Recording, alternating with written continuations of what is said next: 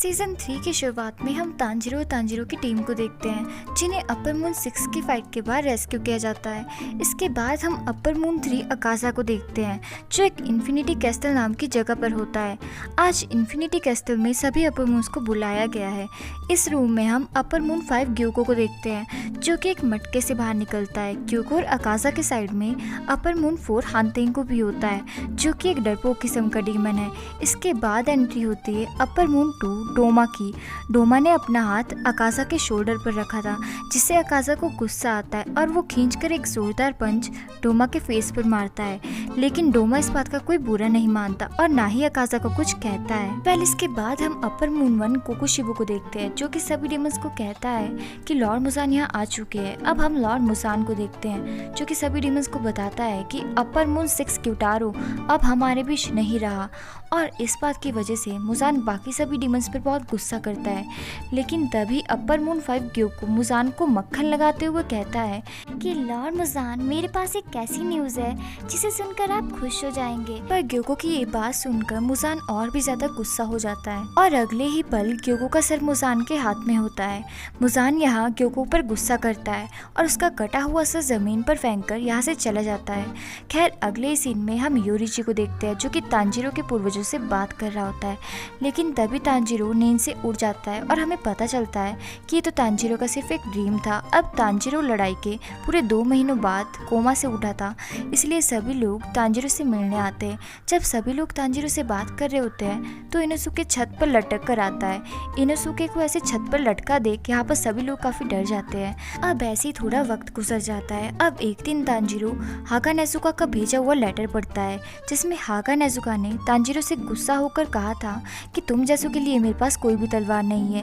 Letter पढ़ने के बाद तांजिरो ये डिसाइड करता है कि वो खुद हागा नेजुका के गांव स्वॉर्डस्मिथ विलेज खुद जाकर अपने लिए वहां पर तलवार बनाएगा। स्वॉर्डस्मिथ विलेज पहुंचकर तांजिरो गांव के मुखिया से मिलता है। गांव का मुखिया तांजिरो को गांव घूमने के लिए कहता है। गांव में तांजिरो को लव हाशिरा मित्सुरी भी मिलती है जो कि तांजिरो को देखकर उसकी तरफ दौड़ कर आती है। मित्सुरी से मिलकर तांजिरो गांव के हॉट स्प्रिंग में नहाने जाता है जहां उसे गैन्या मिलता है। गैन्या जो कि एक डीमन स्लेयर कॉप है।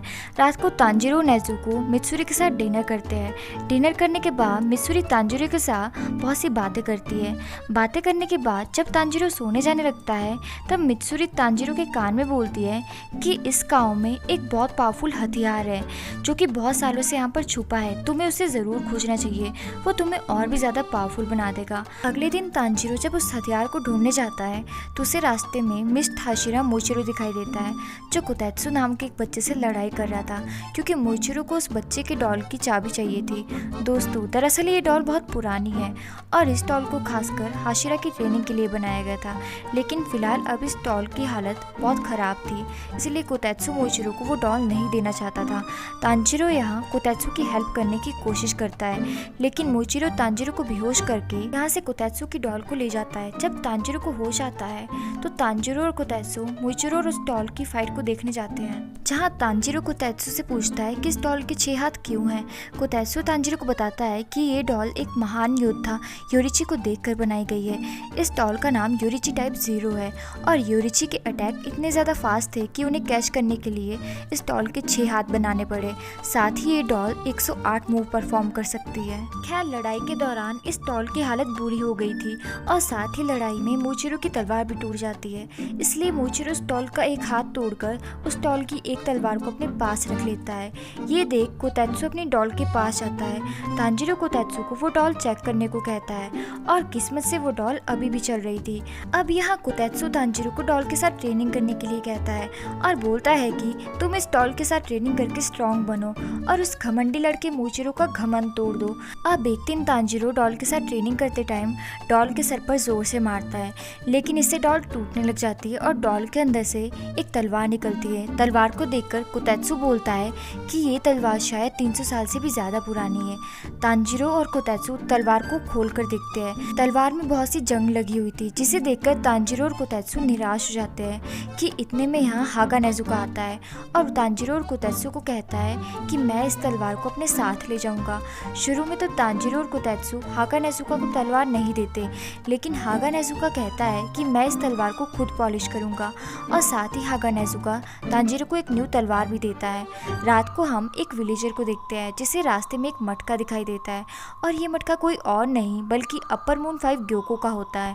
दूसरी तरफ हम अपर मून 4 हानतेंगु को भी देखते हैं। ये दोनों डीमन स्वॉर्डस्मिथ विलेज को खत्म करने यहाँ आए हैं, क्योंकि इनका मानना है अगर तलवार बनाने वाला ही नहीं रहेगा तो तलवार चलाने वाला क्या ही करेगा, यानी ना रहेगा बांस और ना ही बजेगी बांसुरी। अब हम मुइचिरो को देखते हैं जो तांजीरो से हागा नेजुका के बारे में पूछता है। तांजीरो कहता है कि चलो हम मिलकर हागा नेजुका को ढूंढते हैं। ये सुनकर मुइचिरो कहता है कि तुम दूसरों के बारे में इतना क्यों सोचते हो, जिस पर तांजीरो कहता है जो अपने लिए जिया वो क्या जिया, ना उम्मीदों की उम्मीद बनो, बहुत दुआएं मिलती है। ये सुनकर मुइचिरो कुछ सोच में पड़ जाता है कि इतने में एंट्री होती है हानतेंगु की, जो डरते डरते रूम में आता है।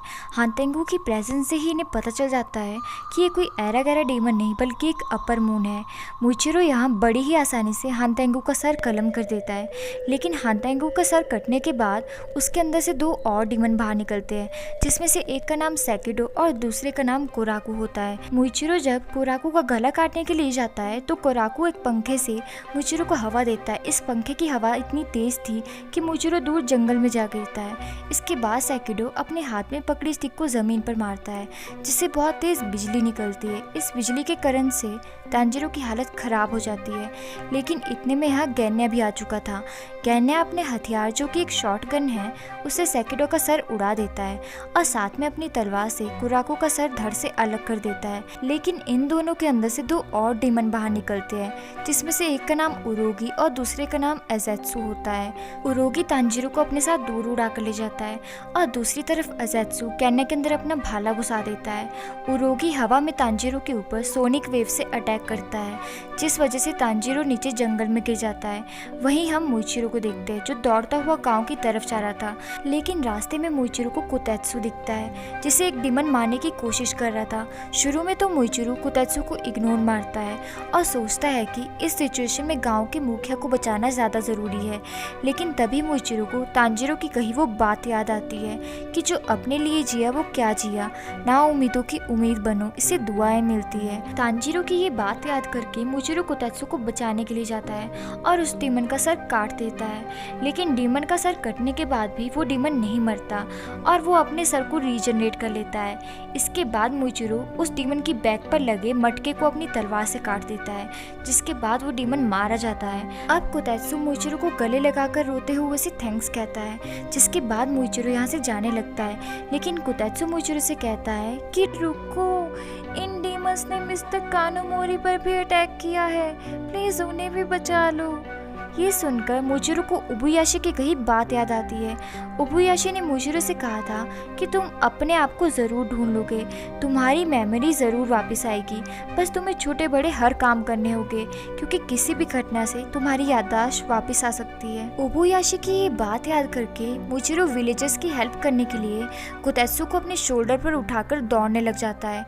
अब हम तांजीरो को देखते हैं, जिस पर उरोगी सोनिक अटैक करने ही वाला होता है, लेकिन ऐन वक्त पर तांजीरो उरोगी के फेस को बीच से काट देता है और अब उरोगी के अंदर से 2 छोटे छोटे डीमंस निकलते हैं, जिनकी अटैक पावर उरोगी के मुकाबले काफी वीक होती है। तांजीरो समझ आता है कि ये 4 स्ट्रॉन्ग डीमन है जो अलग अलग इमोशन एंगर, सोरो, जॉय और प्लेजर को दिखाते हैं, और अगर इन चारों में से किसी एक का भी सर काट दिया जाए तो ये वीक होते जाएंगे। लेकिन इतने में तांजीरो की तरफ उरोगी उड़कर आता है और तांजीरो को बुरी तरह मारता है। तांजीरो मन में सोच ही रहा होता है कि मुझे कैसे भी करके गैन्या और नेजुको के पास वापस जाना होगा। अब हम गैन्या को देखते हैं, जिसके चेस्ट में एजेत्सु ने अपनी स्टिक डाली थी। गैन्या की यहाँ मरने वाली हालत होती है, लेकिन फिर भी गैन्या अपने मुंह में कुछ बड़बड़ाने लगा होता है और पलक झपकते ही एजेत्सु के पीछे आकर खड़ा हो जाता है और उस पर अटैक करने की कोशिश करता है, लेकिन सेकिडो बीच में ही गैन्या को करंट मारकर उसे दूर फेंक देता है। दूसरी तरफ कोराकू अपने एक लेग को नेजुको के पेट में घुसेड़ देता है। नेजुको भी तभी कोराकू को खींचकर एक किक मारती है और उसे अपनी ब्लड डीमन आग से जलाने लगती है और साथ ही नेजुको कोराकू से उसका पंखा लेकर उसे हवा देती है, जिससे कोराकू दूर हवा में उड़ जाता है। लेकिन इतने में सेकिडो नेजुको के गले में अपनी स्टिक को घुसेड़ देता है। दूसरी तरफ हम गैन्ना को देखते हैं जो अभी भी जिंदा है और एजेत्सु को कहता है कि मेरा नाम गैन्ना शिनुज़ागावा है और इस नाम का आदमी तुम्हें मारने वाला है। अब हम तांजीरो को देखते हैं जो एक प्लान बनाकर जंगल में भागता है और उरोगी जब तांजीरो का पीछा कर उसे अपने पंजे में दबोचने वाला होता है, तभी तांजीरो उरोगी का अटैक डॉच करके उसके मुंह में तलवार घुसेड़ देता है और उड़ता हुआ नेजुको के पास चला जाता है। तांजीरो देखता है कि सेकिडो ने नेजुको के गले में स्टिक घुसेड़ी है। तांजीरो देरी ना करते हुए सेकिडो पर तलवार से हमला करता है और नेजुको के गले से स्टिक को बाहर निकाल देता है। लेकिन तभी यहाँ कुराकू उड़कर आता है और तांजीरो नेजुको के ऊपर की ओर से पंखा चलाता है, जिससे तांजीरो और नेजुको एक छत तोड़कर दूसरी छत पर गिर जाते हैं। वहीं स्वॉर्डस्मिथ विलेज में फिश जैसे दिखने वाले बहुत से डीमन अटैक करते हैं। विलेजर्स को बचाने के लिए मित्सुरी भी दौड़ जाती है और यही एपिसोड एंड हो जाता है। अब इस सीजन के अगले 4 एपिसोड को देखने के लिए चैनल को लाइक शेयर सब्सक्राइब जरूर करें। Thanks for watching.